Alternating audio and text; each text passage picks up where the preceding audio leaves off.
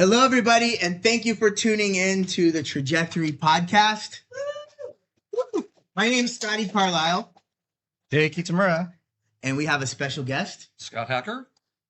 And all of you guys in the audience, thank you for coming in and supporting this. This is how many have we done now?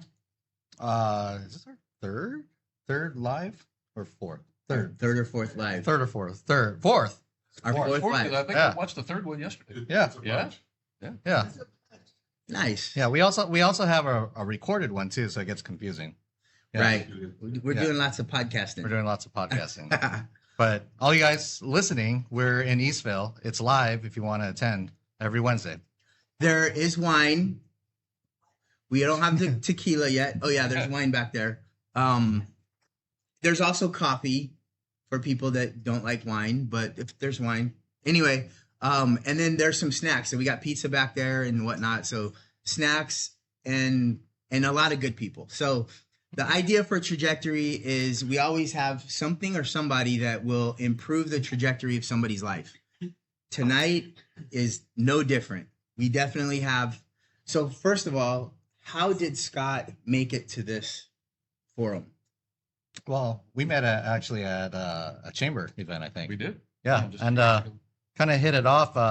We were talking about our initiative to thrive in 2025. It's like, oh, I just posted that myself. So yeah, a lot of synchronicities and a lot of similarities. And yeah, just before we forget to mention our online community, trajectoryglobal.com. What we do is we have our members post what their goals are for the year. And the Thrives in 2025, the whole initiative is to, as a group, try to help each other reach those goals. So the guests that we bring, the podcast topics that we do are all specifically tailored to the goals that are posted in that community. So that's one of the reasons we brought you. I heard you're a great life coach, and you're a lot of that is Who do I have to pay is all I want.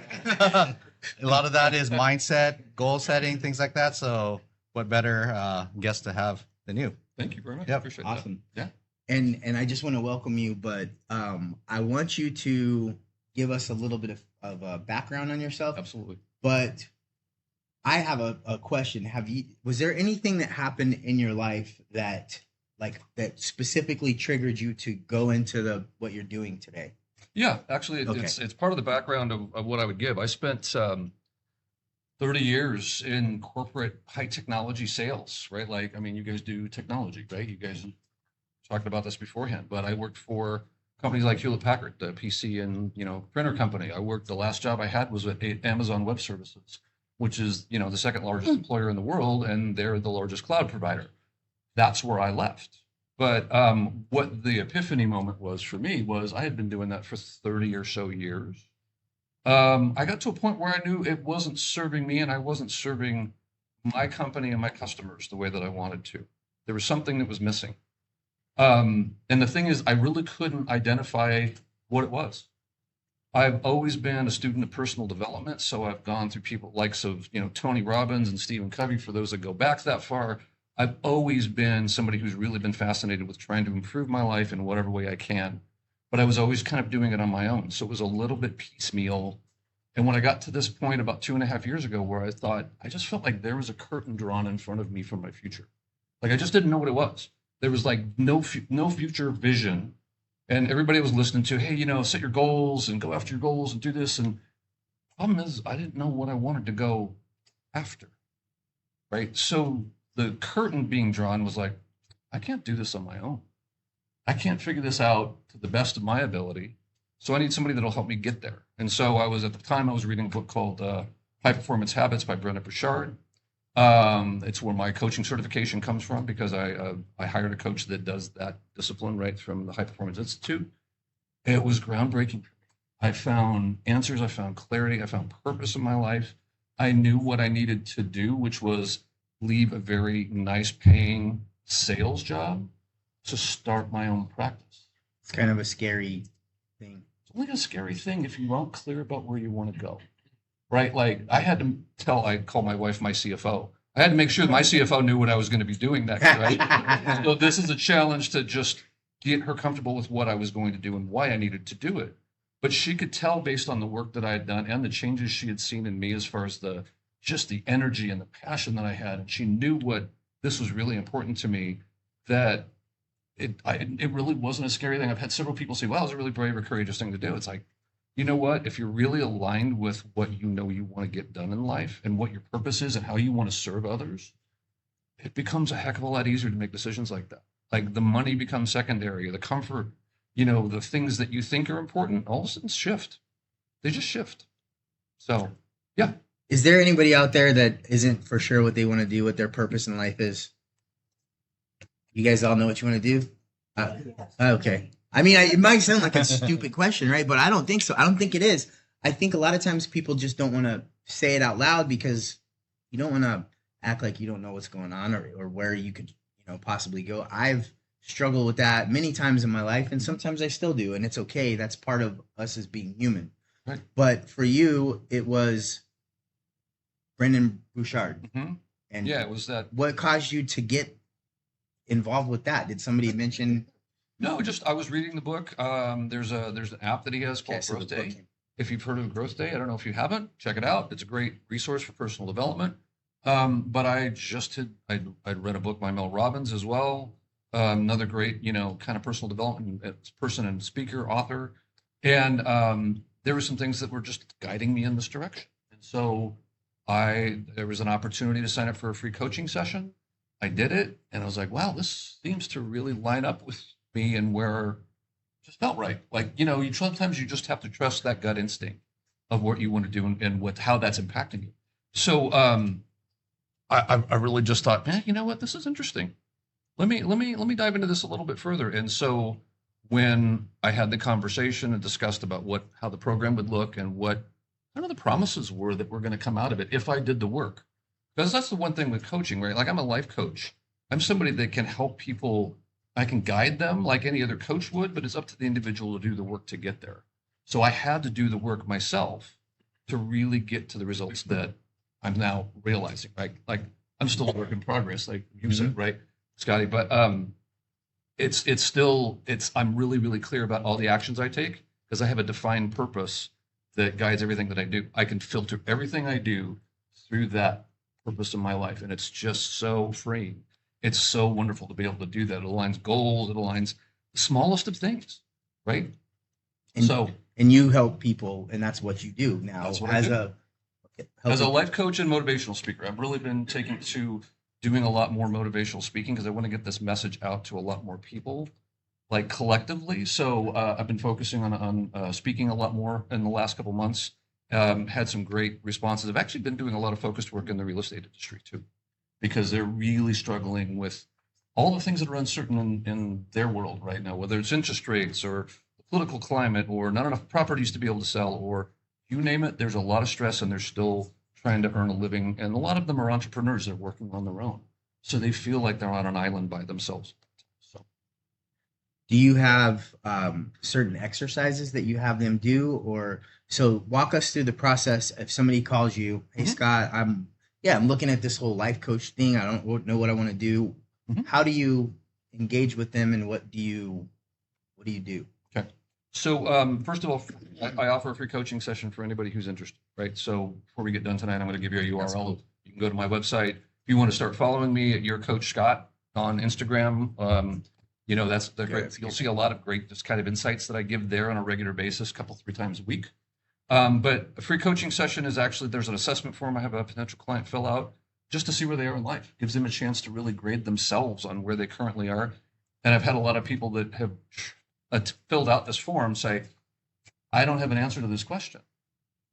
I say, okay, that's great. Then we know kind of where we're starting from. There's some gaps in your life that you can't identify. I had this same problem. Let's have a conversation about it, right? So my coaching methodology is curriculum based. And what I mean by that is, again, it's based on high performance habits and the core findings from all the studies and the work that they did. So it's the core sessions, the first 12 sessions I take a client through each session is exactly the same. They focus on clarity and energy and courage and influence and productivity and psychology, which is more mindset, not the deep technology, not deep going into psychology, and several other topics, and ending up with like purpose and commitment.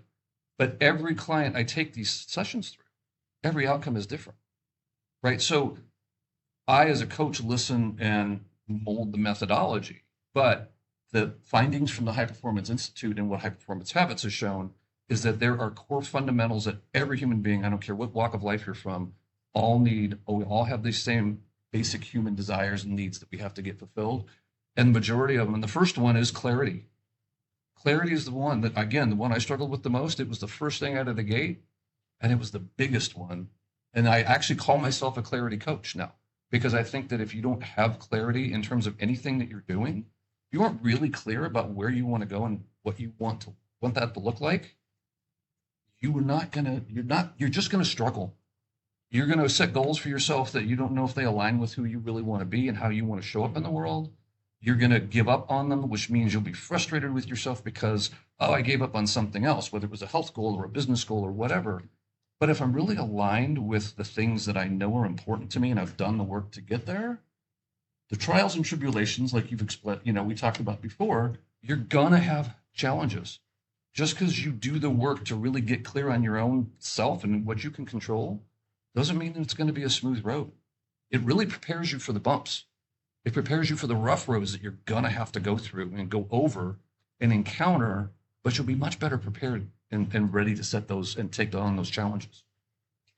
Do you have any exercises that, because there are some people I know very closely that don't care. They want to care. They don't care. They have a level of just, you know what? I guess you could say the screw it's. Yeah. I believe it's a different word. Yeah, right? The screw Internet, it's. you can say whatever. But I think that's an important thing, because there are people out there, and how do you motivate them? Do you have anything that you can, like, besides picking them up and right? Well, realize that, as I said before, the individual has to be the one that wants to do the work to change. So if they're in the screw it category, they may not want to do the work to change. Not everybody wants to, right? Like, it's not something that everybody wants to do. Actually, there are very few people that are really willing to do the work to say, you know what, I want to build a better future for myself. I want to build a better future for my family. I want to build a better future for those that I don't even know, because I know if I do good things for myself and that spreads out to others, I'm having a better, more positive impact on the world, right? So anybody that might say, screw it, I don't want to be bothered with that, probably isn't the best candidate for what I do. Doesn't mean they won't ever be, but if they're willing to think about it and try it out, yeah, I have some kind of one core thing actually that I do with every client in the clarity session that really gets them to connect with who they are as their best self at a very deep level. Right off the gate, right out the gate. That's what we do. So, yeah. Well, yeah. I mean, the whole finding your purpose is a big part of, like, what I believe too. We've been talking about it a lot. So, I mean, I know you went into it pretty in depth, but I if you can, I guess, reiterate and let everybody know really, like, how important that is, like how powerful it is to, find your purpose. And you even personally, like, between, that's a big difference from tech sales to life coaching, right? Yeah. So it's a big shift. I know you said it was an easy shift because you knew where you were going, Right. But for people who never knew where they were going, it's hard to understand what that's like. You know what I mean? And I always kind of struggle to let people know how much of a change it is. So maybe you can enlighten them. Yeah. Yeah. So the one thing I want to make sure I'm clear on, in the 30 years that I did spend in the tech industry, throughout that entire time, I was always coaching and mentoring people.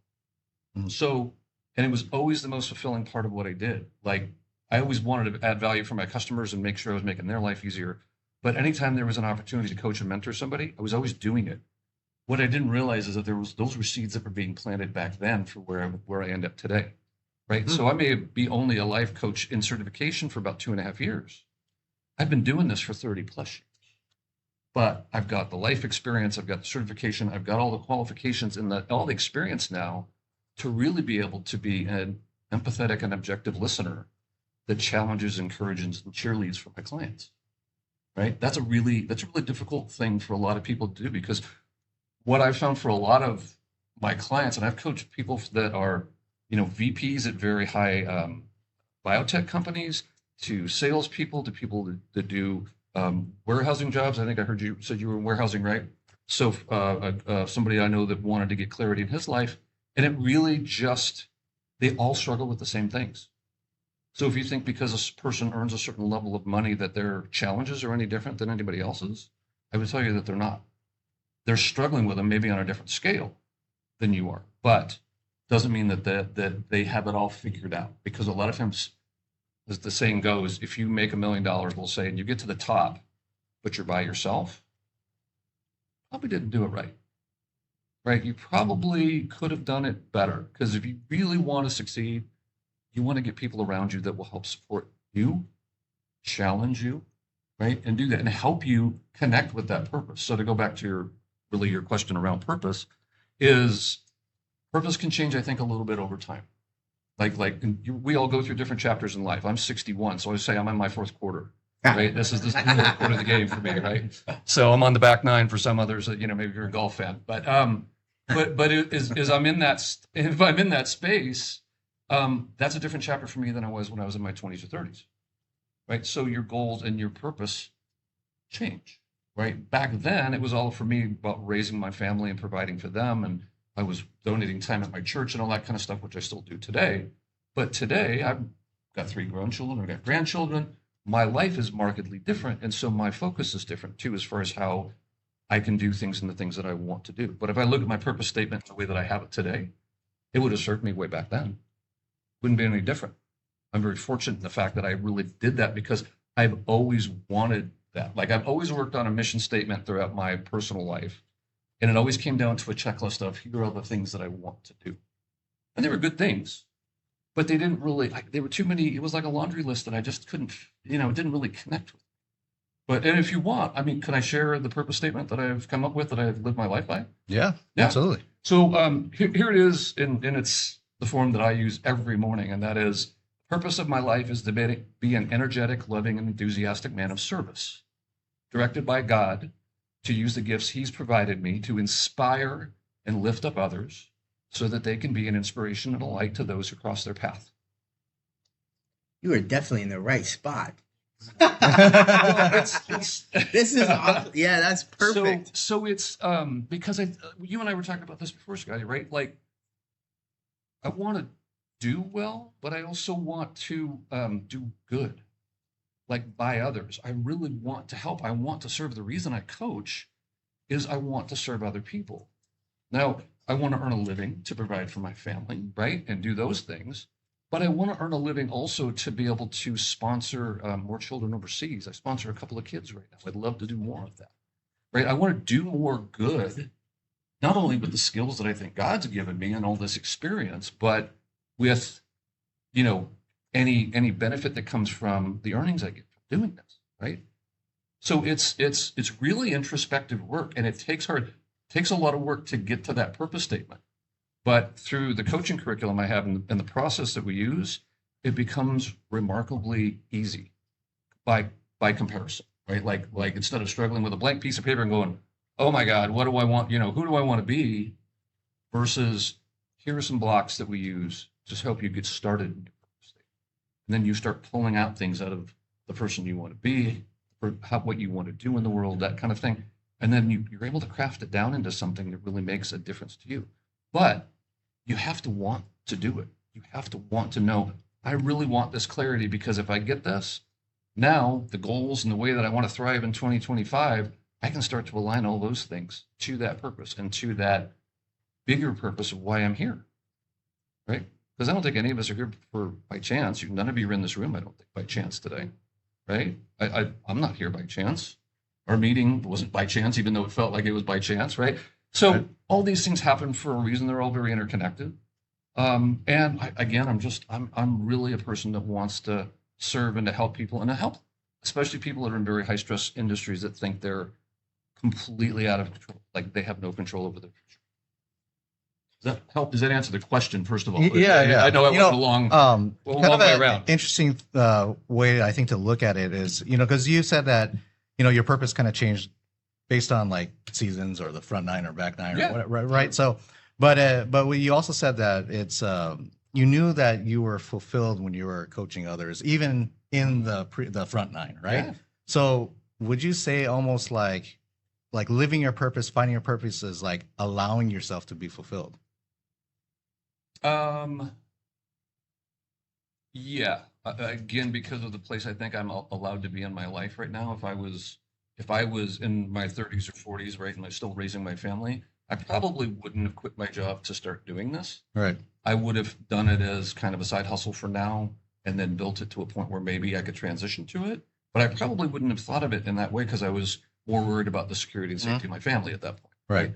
Where now, since I don't have as big a concern around that, I still do, but it allows me a bit more freedom to go out and pursue the things that I know I can really do. I mean, I could have slugged it out for another 5 years when I quit at almost 60.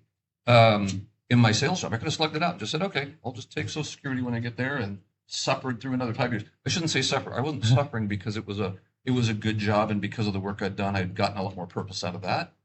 But why would I want to do that? Right? Like, one thing I would also say for everybody is like, you have one life here. You have one go round on this planet anyway, whatever your beliefs are. Make the most of it in the ways that you can. Right? I'm not telling you to leave your job or go quit or do something else. But the other thing I would tell you too, right? This topic gets very serious, is have some fun. Right? Have some fun in life. If you want architect, there you go in the back. I see this. Have some fun in life. I was telling these guys before. I was telling Scotty before. I'm a drummer in 3 different bands.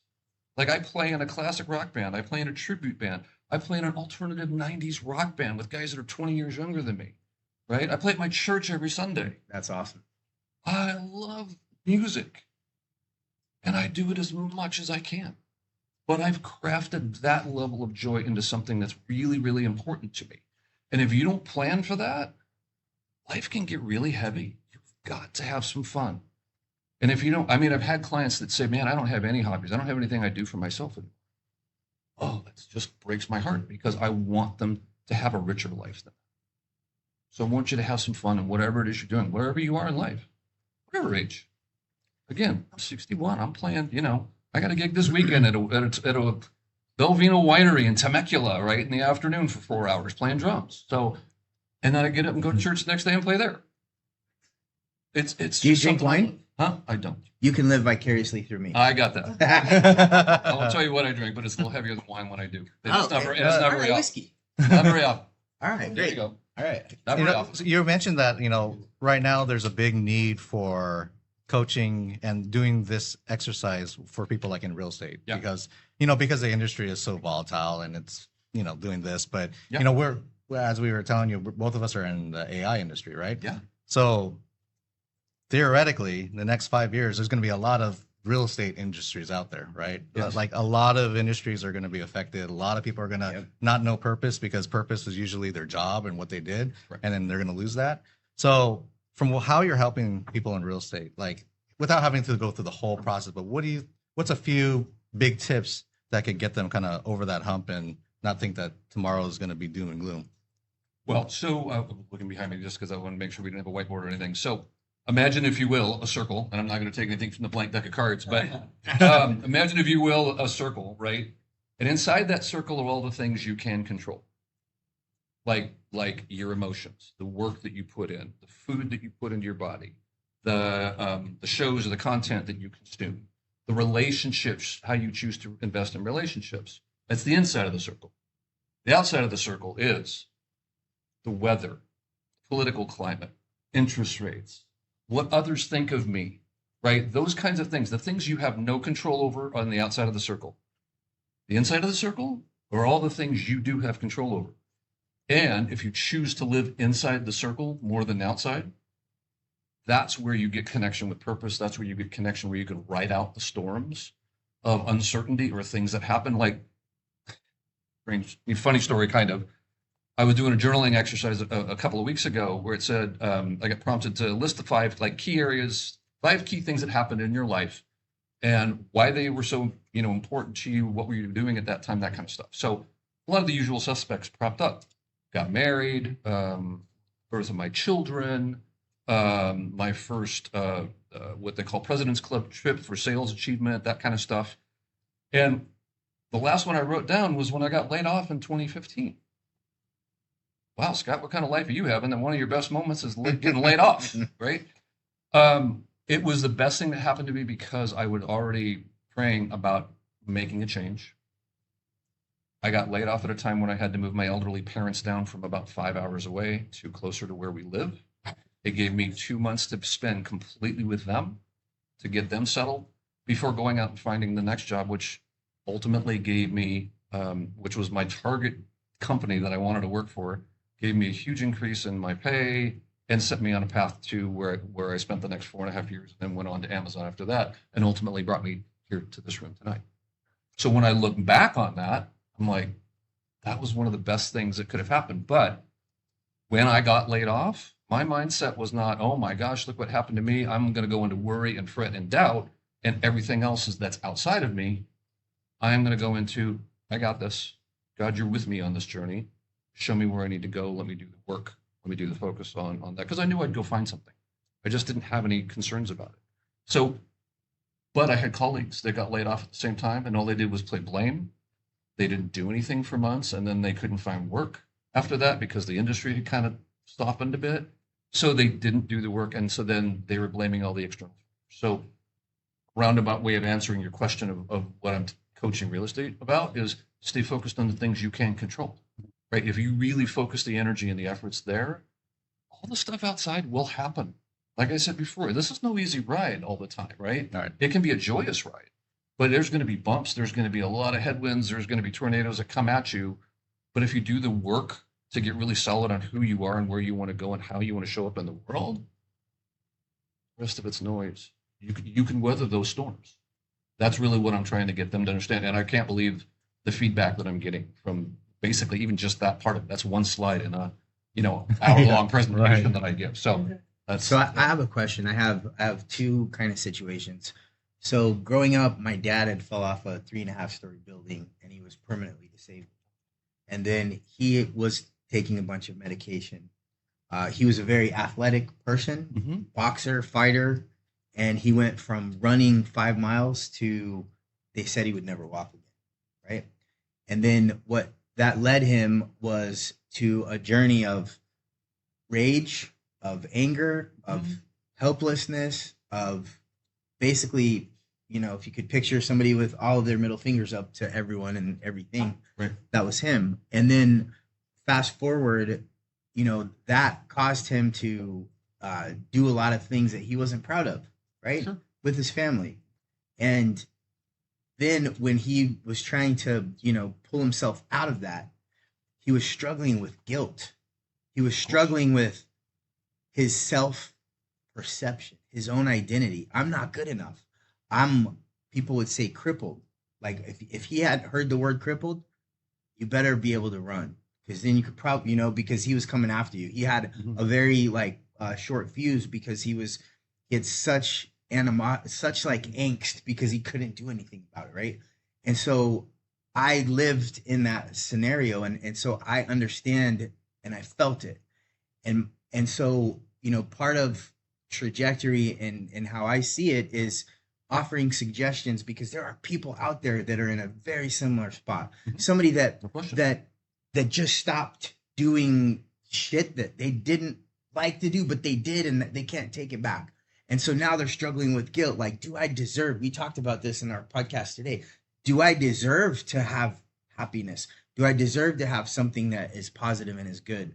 Or I did all that, so karma is just gonna, run me over, and I did it bad, and so, fine, God, just so that from a mental aspect of their self-identification, of their perspective, have you come across people in that scenario, and do you have a way of helping them look at themselves in a better light, of overlooking the guilt, of doing something that is going to reframe the way that they conceive themselves? It's a really important line that we have to draw between therapy and life coaching, right? What I do. What you're describing to a large extent is therapy related because it's past. So it's the things that happened in the past. It's the things you can't let go of. Life coaching is a forward-looking methodology, right? Like I'm looking for how do I build you your best life going forward? Not today. I mean, starting today, throughout the rest of it. I can't do anything that's in the rearview mirror. I can't do anything to impact that. Anybody else ever self-sabotage or say you're not good enough? Right? Majority of the room, right, says that. So I find that with people all the time. And so it's individual based. If somebody, again, kind of, they really want to do better, and they have to give themselves enough grace to say, you're human, made mistakes because of the cards that you were dealt with them the best way you could. Odds are your dad saw a lot of that when he was growing up, potentially with his parents and that kind of thing. The dynamic, maybe not even in his own family, may have led him to that kind of outcome. Mm-hmm. There's other stories of people who've had something similar, and they're like, this isn't going to get me down. I'm still going to go out and live my life. It's a choice. Joe Dispenza. Yeah. Right. Any of his books? Yeah. I know who you're talking about. Yes. I haven't. The guy's smart. But it is a choice. It is a choice of how we move forward. So it's really up to him. You absolutely can, but they have to want to build a better life for themselves moving forward. And sometimes it's get therapy so you can deal with those past ills, and then work with me to help craft your best future. Does that make sense? Oh, absolutely. Yeah? Okay. And that's a good answer too, because again, if they're like, screw it, then there's nothing you can do no matter how smart you are. Yeah, I can't help somebody who doesn't want to be helped. Nobody can. I mean, they have to want to do it, and they have to hit kind of a bottom enough where they just say, this hurts more than trying to do the work to get better, right? Because we are people that, want to seek out pleasure with pain. So if the pain's bad enough, then we'll really do the work to try to get better. Hi, my name is Marissa. Hi. I just wanted to say that to me, what I was feeling that you were saying was you were the one that was receiving the other end of what was going on. And with people that are receiving of the other end of what's going on, like with your dad, that was not your fault, what was happening with him, but you recognize it because the older we get, the wiser we get, right? So it's like you understand he was so strong, and then boom, it changed. And mentally for a man, no one can be in each other's shoes. I don't fit in his shoes. I don't fit in Jay's shoes. So you understand it, but at the same time, the guilt you're talking about and the shame, that part's not your fault. You were the receiving end. And for the receiving end, we could say it till we're blue in the face, but until you experience it, we can't really tell you what to do with it, but you've been doing a good job with it. I'll tell you that. So thanks. Cool. So you said, did you have another question? Because I thought you said you had two. No, that was really my. Okay, oh no, I did say two because then I have my little sister right now. So there's a lot of that happens with addiction. Okay. So you have somebody that has been addicted to taking, even a lot of it is prescription drugs. It's not even stuff you're prescribed. Yeah. Methadone is one of the worst things I've ever seen in my life. Right. But you have somebody that is taking prescription pills that is addicted. When you take it talk about clarity, it completely like clouds your clarity of life. Yeah. And they want to do well, but they have some bad habits. How? So I'm giving you a bunch of hard questions, but there are people in that situation that, part of the reason that I came to Trajectory or came up with the whole idea, the word trajectory is because my little sister, she was taking psych meds. And again, I'm throwing out a bunch of personal information, but that's what this is about. It's about being okay with the things that have happened to you and, and then connecting with others and, being okay with it. So how do you deal with somebody that has an addiction, but also wants to go forward? It's they've got to get help for the addiction first. They So really therapy have to get first, whatever that would be, whatever that if it's therapy. I mean, obviously it's rehabilitation to a large extent. My limited knowledge of it, right? So, but they're going to have to get clear and clean and free of the demons that are holding them down before they can start to really architect the life. Actually, if they just get rid of that, their life has already gotten markedly better, right? Yeah. So now if they want to now achieve certain outcomes in their life or go after certain things, then okay, yeah, coaching could do that, but they really have to get free of whatever it is that's causing them to do what they Good do. answer. So yeah, this is so coaching again. It's not therapy. I want to make sure we're really clear on this, right? I'm a certified life coach. I am not a therapist. I do not have the years of schooling and all the degrees that go along with that, right? That wasn't my thing. People that do that, God bless them. I think they do great work. But the thing I really want to do is I really want to help people forward in their lives, those that want to do the work and have some outcomes in mind that they really achieve, right? Because I had, so one client I had came to me because he really wanted to have more confidence and success at work. But as we got into it, the more he really realized he wanted to have better relationship with his wife and his daughter. Like he wasn't clear about really what he wanted to get out of life. But as soon as we started doing the work and getting in a little bit deeper, excuse me, I've got a dot in my face, that he decided that was really the thing that was more important to him. That he knew jobs would come and go, but his family was kind of the eternal, mark for him. That was the thing he really wanted to show up and be there. So I have a question for you. So, going back to the circle and going inside the circle.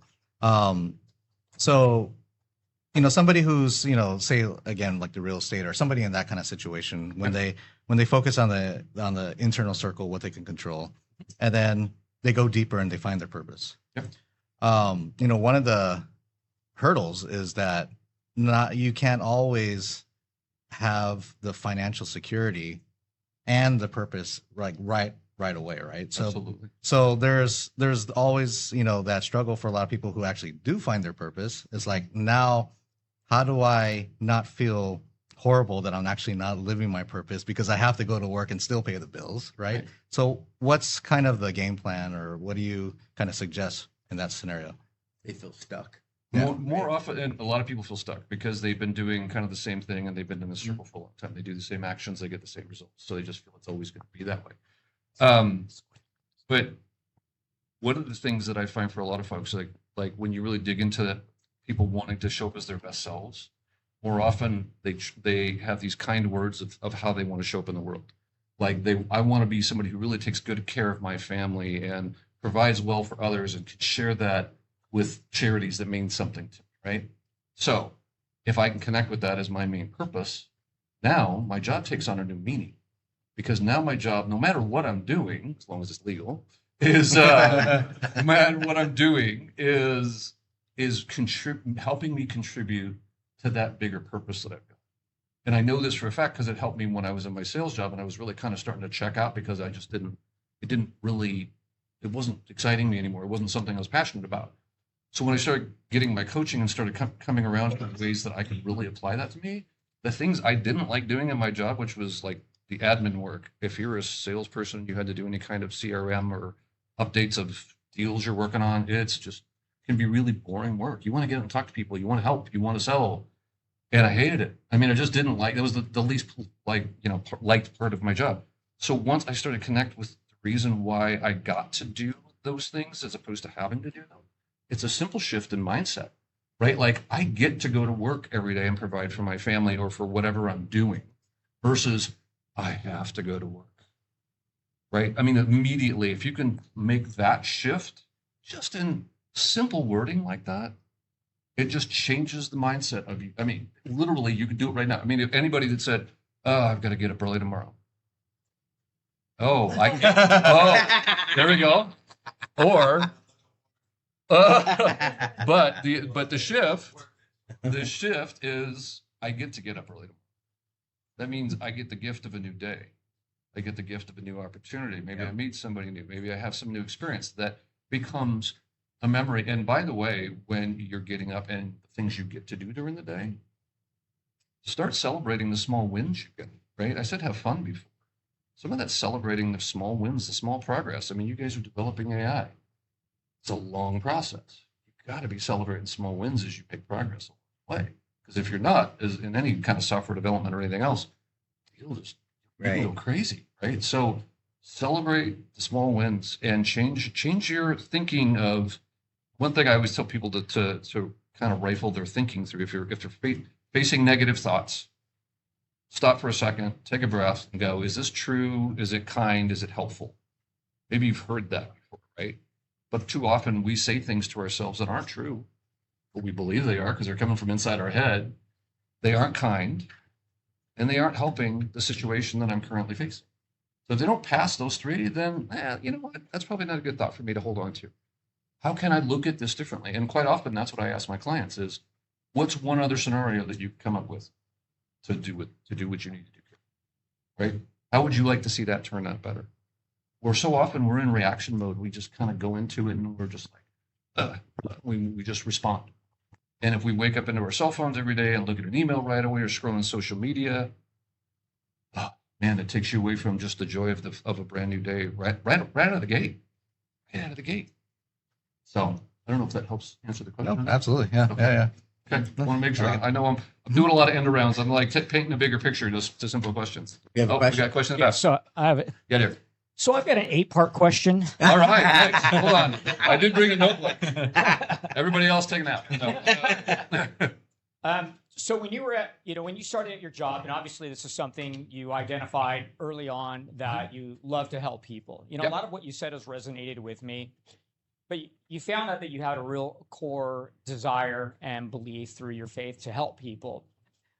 What was this transitional period between when you were at work, really kind of recognizing that you weren't truly satisfied, and then at some point in there you decided, like, being a life coach?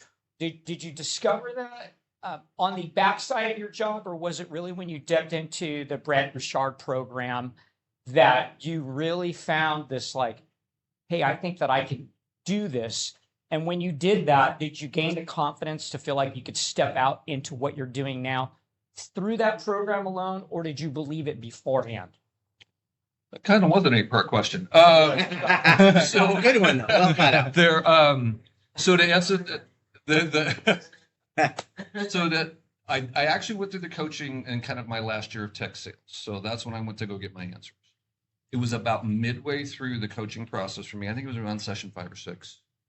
That all of a sudden, and I had a great coach, and I've had her up until just a couple of months ago, but I had to hire some other coaches to help me with some things this year. About midway through, all of a sudden I went, holy cow, this is what I should be doing.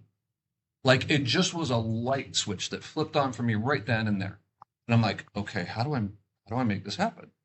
And so that was the thing that started me thinking about it. And I even shared it with my coach, and she goes, I kind of wondered, because sometimes I would ask her questions that she could tell that, like, I was feeling out how a coach would do this, right? Like, there was just certain back and forth. She goes, yeah, I could kind of tell that was the way you were leaning at times. So she was very intuitive and really, really great.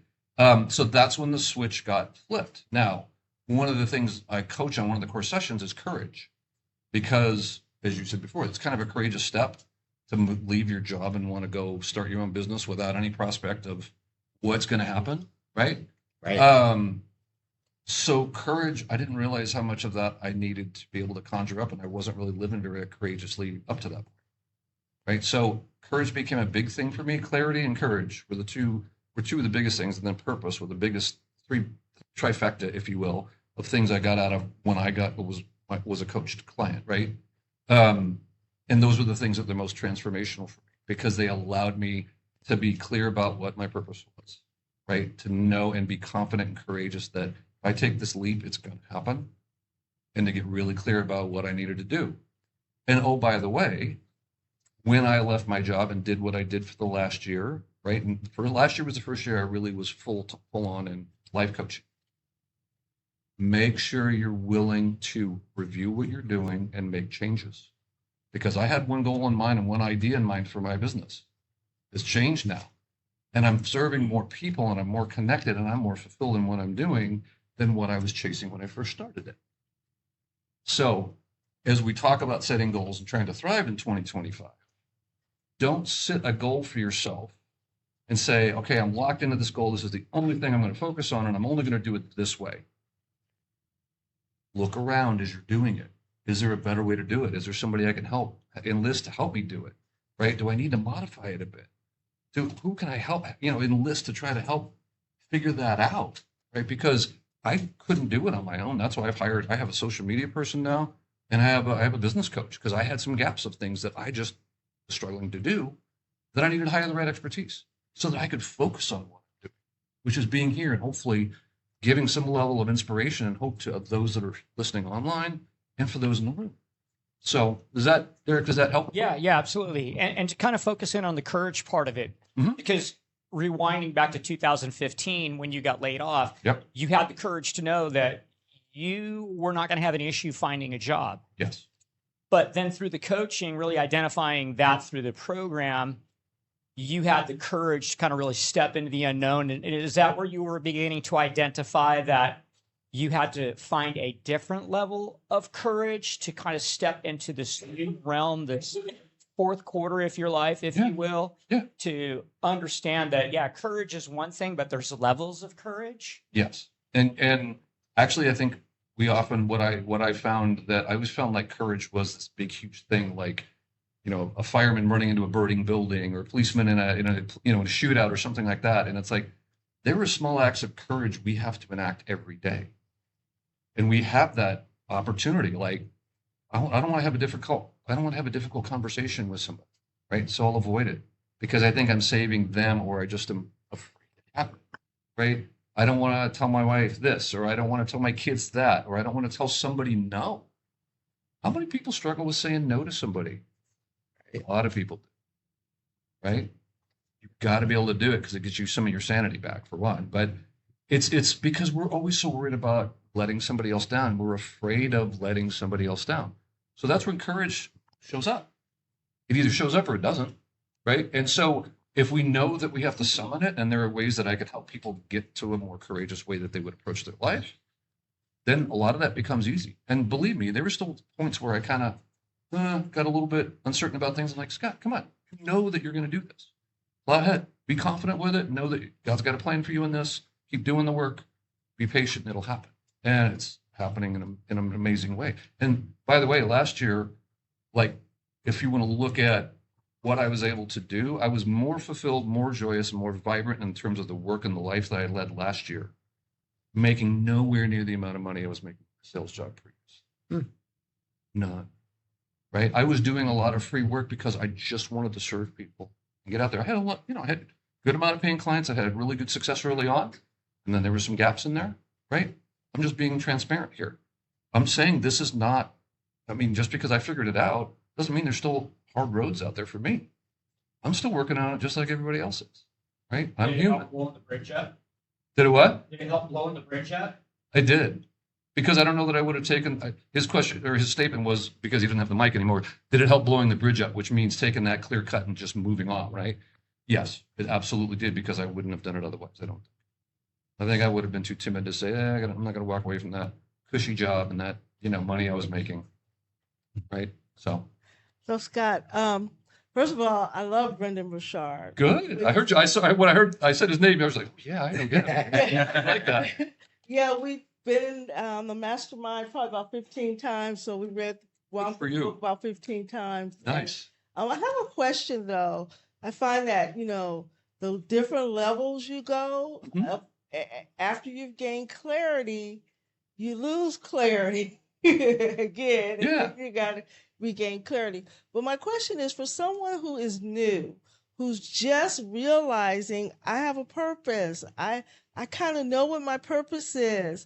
Do you help them put together a game plan for, being able to walk more in their purpose, or to be able to execute, I would say, their purpose? Yeah. So to a certain extent, so with the coaching methodology I have, right? Again, it's high performance habits based. We do there's an hour-long session on that particular topic.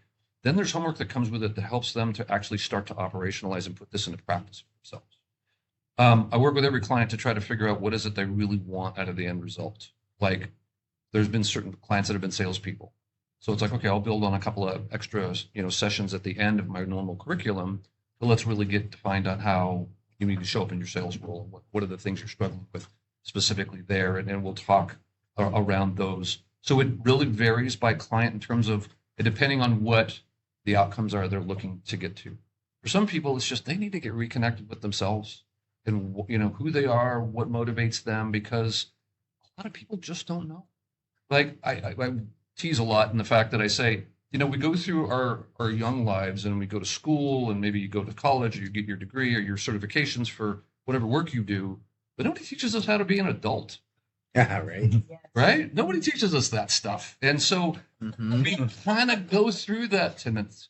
We kind of go through that by happenstance. And what I end up doing is you'll see lighthouse images a lot if you go to my website or anywhere else, is I kind of ferry people through all that. Like I put them on a ferry and I help them ferry themselves to themselves because they've lost it out there somewhere, because they've been so busy chasing the dream that they think they wanted, when all they're really doing is comparing what they see others doing and trying to keep up with them. It's like, and that causes frustration because if they don't get to that level, they feel defeated, right? And if they're not having the level of success that they think they should have, they get defeated. Again, all outside the circle. They're all external like things. Don't worry about the outcomes. Worry about the inputs. Worry about the work you do, so that if you continue to show up and do the work and be disciplined about it, the results will come. They actually may be different results than even you had in mind. They could be better, right? Sometimes we limit ourselves by our own, outcomes and the things that we think that we deserve, right? Like you were saying before, you didn't deserve it. So, some people don't think they deserve a certain level of success. So they'll self-sabotage themselves if they start getting too close to it. Weird how we work sometimes, right? So. One more question. Yes. How does goal setting help with not only aligning yourself with what you want, but staying on track, keep from being distracted? Yeah. Because distractions are everywhere nowadays. Absolutely true. Absolutely true. We live in a very distracted society. That is These smart things don't always make us so smart, right? So when it comes down to goals, it's really, I actually am just doing a thing on social media right now. It's a discipline plus aligned outcomes equals success.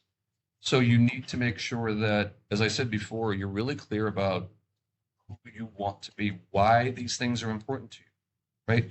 Get really clear on the end result. If you've ever heard this, begin with the end result in mind and then reverse engineer it. So if I know, like if I can get really clear, and by the way, you need to do this in quiet. Don't do it with the TV on. Don't do it while you have your phone buzzing next to you or anything else. Spend time every morning in quiet, in silence. What am I doing? You could call that time with God if you want, if that's something you believe in. It could be just time in silence to let your body sit and just do some deep breathing and get connected with who you are at a very deep level, right? And then get really in clear about smell it, feel it, taste what that is going to look like. And then the goals come. Because the goals, if you can get really clear on the end result or the outcome you want to achieve, again, it may be a little bit different, you'll enjoy the journey, but your goals now will more closely align with the person you want to become. And you have a much higher propensity to stick with them, right? Because if I just make goals like, New Year's resolutions, second Friday in January is Quitter's Friday, right? Yeah. Majority of people have already quit by the second week in January because they thought it was the thing to do. Oh, I want to get healthy. Oh, I want to get, I want to stop drinking. I want to stop smoking. I want to whatever. I want to find a significant other, whatever it might be, right? But that goal in and of itself, way too arduous. There's no specifics in there. You want a goal to be really, really specific. You want it to be measurable, and you want to measure it. Right? You want it to be achievable, meaning hard enough you have to work at it and not too easy so you get bored with it. You want it to be realistic, and you want to have a time frame associated with it. If you ever heard of that SMART goal analogy, that's what that is. Right? Be time bound with it. Like, real simple one for me right now is I want to lose 10 pounds by March 1st. Right? And it's so it's smart, it's sustainable, it's something I can do, and I'm doing it through working out and eating right 6 days a week. Simple. Right? It's a really simple goal, and it's time bound and it's really short term, but I've got, 7 others that I'm working on throughout the year. And that's the other thing I would caution people on. If you're setting goals, come up with a list of 30, right? And, have a list if you want and say, here are the top ones, but you got to prioritize which are the important ones that get me to where I need to go soon versus, hey, some of these are more longer term. I can put that off a year, or I can put it off 2 months, 6 months, whatever it might be. So, that makes sense? Does that answer your question? Yes. Okay, great. Thank you. Okay, I have All a right, question. Yes. So you talked about celebrating your wins. Yeah. Right? Mhm. So how about when you don't think they're wins, but they are? and you don't want to celebrate because certain people, right? Because to me, it seems like the only time I celebrate is when I come to trajectory. Everybody's happy. I've been sober 5 years, right? Go out there and be like, I've been sober 5 years. Like, Yeah. right? Especially my type of work. Uh-huh. And like when you're by yourself, though, like what's a good example about celebrating, by yourself? Yeah. So when I say celebrating too, I don't necessarily mean throwing a party and going out and, tying one on, right? It could be. Maybe it's something you want to go out and celebrate with others, and because they know you were trying to work towards this and you won something. But it could be something as simple as, I did that one extra thing before I left work today. I did that one extra thing, right? So, you know what? I should feel proud of myself that I put in that little bit of extra effort, because that'll make it easier to do, to show up tomorrow, right? The things that you do today that are hard are going to make tomorrow easier, right? So if you do easy things today, tomorrow gets harder. If you eat poorly today, if you drink too much, if you do all those things, tomorrow's going to get really hard, meaning not literally tomorrow, but, the future, right? But if you do harder things today, which is work out, exercise well, watch what you consume, that kind of stuff, that battle gets a little bit easier. So celebrating small wins just means, you know what? Hey, man, I just finished that. I had a project I didn't want to start, and I did it. How about I didn't want to work out this morning, and I did it? You know what? Yeah, nice job, man. Nice job. Well done. All right. Better? Yeah, good. Do Okay. you subscribe to the idea of Jordan Peterson, make your bed in the morning as your first accomplishment to begin the day? It's a win. It's a win right out of the gate, right? It's a win right out of the gate. Make your bed, right? So We got 5 minutes. we got 5 minutes left. So anybody else have any questions? By the way, thanks for all the questions. These are great. I got Oh, Pam's got one in the back, Oh. and then go ahead. Go ahead, Pam. Okay, so I'm not well. Somebody tells me it's a mental thing, but I'm like physically, I feel like feverish. So I'm just- I understand the mindset, and I want to totally believe it, and I want to not feel like this. Who the heck wants to feel like crap, right? Right. So nobody touched the microphone I after feel she's done. horrible. I feel horrible. I'm sure the glass. I'm sorry to hear that. I've broken 800s. I have this major sinus thing going on. We buried my best friend's son yesterday. Oh, I'm so sorry to hear that. So, I mean, maybe it was, I don't know, but so I'm I've sure. got some stuff going on, but it's really important to me that I make a very good impression with my bosses. I work for these guys. And Uh-oh. You're Yeah, fired. Get right. out. No, I'm just. There's the first red. No, no, they're great. They're awesome. And so I don't know which I fight all the time. I fight with myself. I fight with. I'm very dedicated and bought in, and I care about these guys, and I totally want to do a great job for them. Yeah. And myself, I have standards, Mhm. and I feel like shit. Excuse my language. Complete shit. Like I feel like if I can't be my best, that I shouldn't even I need to take care of me, or else I'm gonna get sicker. Yeah. So I have that dilemma going on right now in my head. Right. Can you give me some type of guidance? So,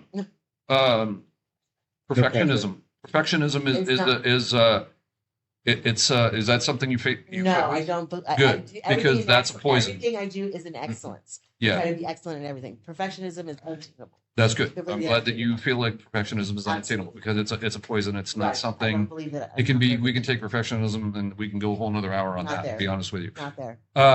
But having high standards is one thing. Right. But having high standards and beating yourself up over them is something else, Right. right? Because you have to be realistic with what things are you want to get done in a day. So I have a really simple strategy for people in the morning. It's a 3-2-1 strategy, right? And I think Brendan actually may have suggested this early on. But when you get up every morning, write down 3 things you're grateful for, right? Different things every day, by the way. Don't make this a checklist item that I wake up every day, my health, my life, my whatever, my life. Because then you don't think about it. I want you to spend some time with it. So write down 3 things you're grateful for. Because if you do that, you're starting off your day with gratitude, and all the studies show anybody who's grateful, their life is way better. 2 things you're going to accomplish. I know you're going to do a lot more than 2 things, but what are the 2 things that are really going to move the needle for you that day? That if nothing else gets done and your day gets blown completely sideways, what are the 2 things you can do so you can look back at the end of the day and go, you know what? I got those 2 things done, right? Because too often we have a task list that's 20 long, and we get to 10, and then, oh my gosh, I got 10 more tomorrow. No, I can't sleep now. And oh, all the worry and the upset sets in. 2 things you'll get done. And then the one thing you'll tell yourself when the day does go sideways on you, when the storm hits, right? When things just don't go the way you plan. You plan every minute of your day, and all of a sudden something urgent comes up that has to happen, or a family matter, or you're not feeling well. You can't get all that done. You can't get all done. Give yourself some grace. Know that you're doing good work, right? And just enjoy the journey. 2 things you're going to get done. 2 things, right? And those 2 things could be a combination of things. Like for salespeople, I would say 2 things are 10 calls. Maybe if you have to make 10 calls a day, that's 1 thing. Then 2 other things. Do you take care of myself? Yes, take care of yourself. Absolutely, 100%. First and foremost, because if you don't take care of yourself, guess what? All the rest of it falls apart. Yeah. Awesome. So let's have some closing thoughts. Do you have any thoughts that you want to throw out there? I had to put you on the spot, Dave, just because. As long as you didn't. You want to give yourself some time to think. I was like, oh man. No, I'll start. No, that's fine. No, that's fine. Okay. No, but well, first off, thanks for joining us today. Of course. Yeah, Yeah, Hey, I thought that you had a lot of really good nuggets. Honestly, yes, thank you. Yeah. Just a reiteration, because I'm a big believer in purpose. That's, we're aligned in that way where like we want to help as many people find their purpose. That's really why I think I'm here too. But it's the way you articulated it is great. So thanks for that. Yeah. Yeah. Thank you. So I think my biggest thing is, what if our purpose as of right now, as our present being sitting here, because that's all we have is right now, and then it's right now again, and it's right now, it's always right now, always. What if our main purpose is to take care of our future self?